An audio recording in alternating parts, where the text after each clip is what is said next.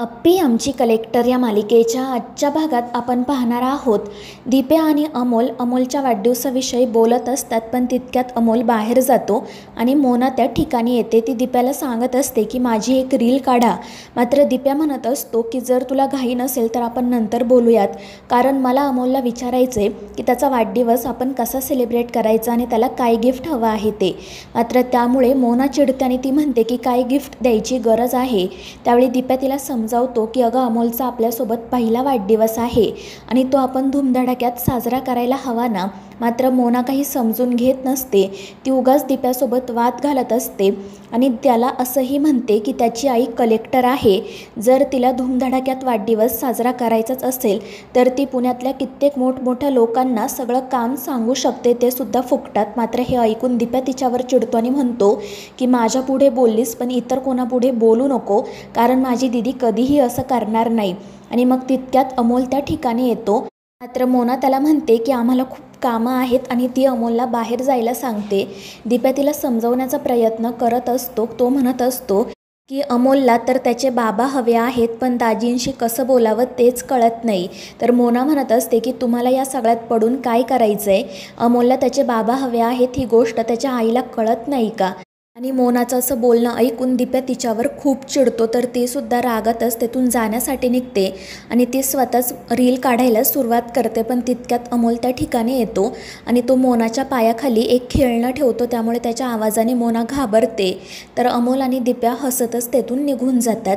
दुसरीकडे अप्पी फेरणी करून अर्जुनच्या घरी जाण्यासाठी निघालेली असते. तितक्यात बापू त्या ठिकाणी येतात.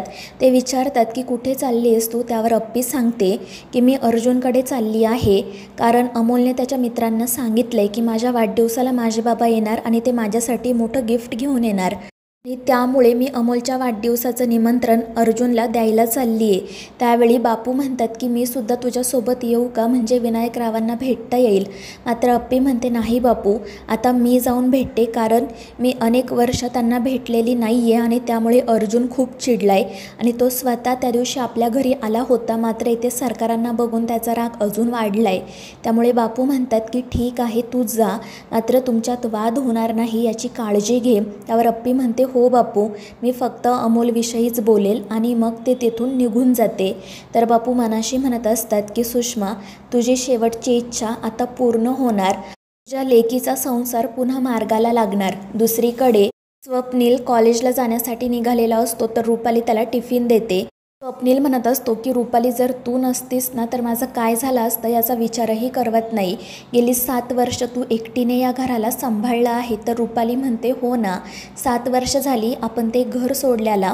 आणि त्यावर स्वप्नील म्हणतो पण आपला तो निर्णय योग्य होता. तर रुपाली म्हणते अगदी खरं आहे, कारण भाऊजी आणि मामंजी देव माणसं आहेत. आणि मग ती स्वप्नीलला विचारते की तुम्ही खरंच आर्यासाठी मुलं बघताय का? त्यावर स्वप्नील म्हणतो नाही ग, माझ्या मनात तर असं आहे आर्या आणि अर्जुनचंच लग्न करून द्यावं. आणि ते ऐकून रुपाली खुश होते. ती म्हणते की माझ्याही मनात हेच आहे. मात्र स्वप्नील तिला सांगतो की तू आत्ता ही गोष्ट कोणापाशी सुद्धा बोलू नको, आपण थोडा वेळ शांत राहू, कारण अर्जुन आणि आर्यालाच काहीतरी वाटायला हवं. आणि त्यावर रुपाली हो म्हणते आणि मग स्वप्नील तेथून निघून जातो. दुसरीकडे अप्पी अर्जुनकडे जाण्यासाठी निघालेली असते. तितक्यात मोना त्या ठिकाणी येते आणि अप्पी अर्जुनला भेटण्यासाठी चालली आहे हे कळल्यावर मोना तर घाबरतेच. ती मनाशी म्हणत असते की जर हे दोघे एकत्र आले तर माझी इथून हकलपट्टी होणार हे नक्की. आणि मग ती मुद्दाम अप्पीला म्हणत असते की तुम्ही का जाताय त्यांना भेटण्यासाठी, ते तुम्हाला नाही समजून घेणार.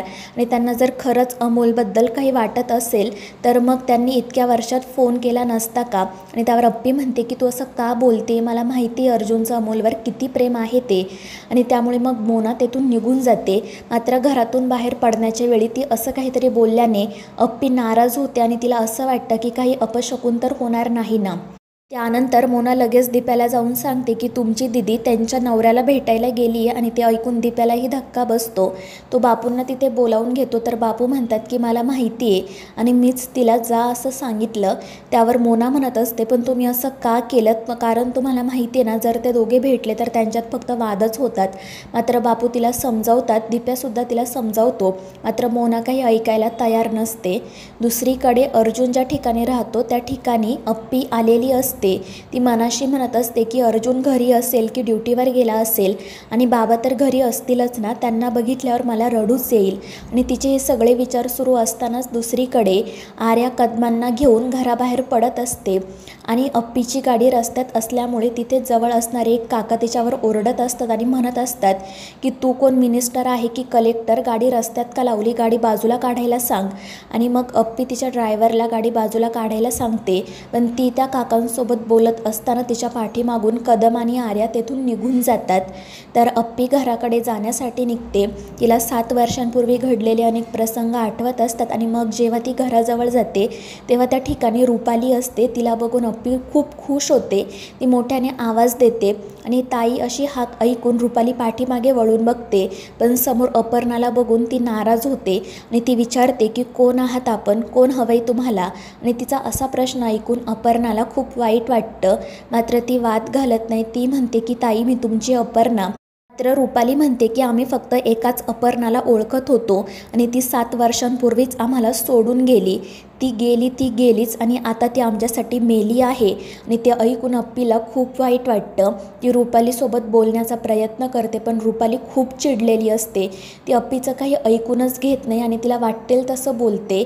अप्पी तिला समजवण्याचा प्रयत्न करत असते, मात्र सगळ्या गोष्टींचा दोष रुपाली अपर्णालाच देते. अप्पी तिला म्हणत असते की मी तुमच्याशी कसा काही संपर्क करायचा होता, अर्जुननेच माझ्याकडून वचन घेतलं होतं की आमच्याशी कोणताही संबंध ठेवायचा नाही आणि तो माझ्यावर किती चिडला होता माहिती आहे ना तुम्हाला. मात्र रुपाली काही समजून घेत नाही. ती सगळ्या गोष्टींचा दोष फक्त अपर्णाला देत असते आणि तिला वाटेल तसं बोलत असते.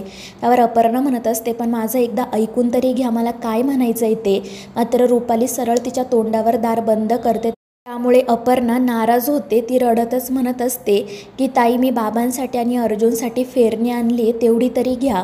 त्यावर रुपाली म्हणते की ही घेतली तर तू इथून निघून जाशील ना. त्यावर अपर्णा खाली मान घालून हो म्हणते आणि मग रुपाली तिच्या हातून फेरणीचा डबा घेते आणि मग अप्पी तेथून जाण्यासाठी निघते. मात्र ती थोड्या अंतरावर गेल्यावर तिला एक मोठा आवाज येतो. त्यामुळे ती पाठीमागे वळून बघते तर रुपालीने मुद्दाम फेरणीचा डबा फेकून दिलेला असतो आणि त्यामुळे अपर्णाला खूप वाईट वाटतं. तर मित्रांनो, या मालिकेच्या पुढील भागांच्या अपडेट्ससाठी आपल्या चॅनेलला सबस्क्राईब करा.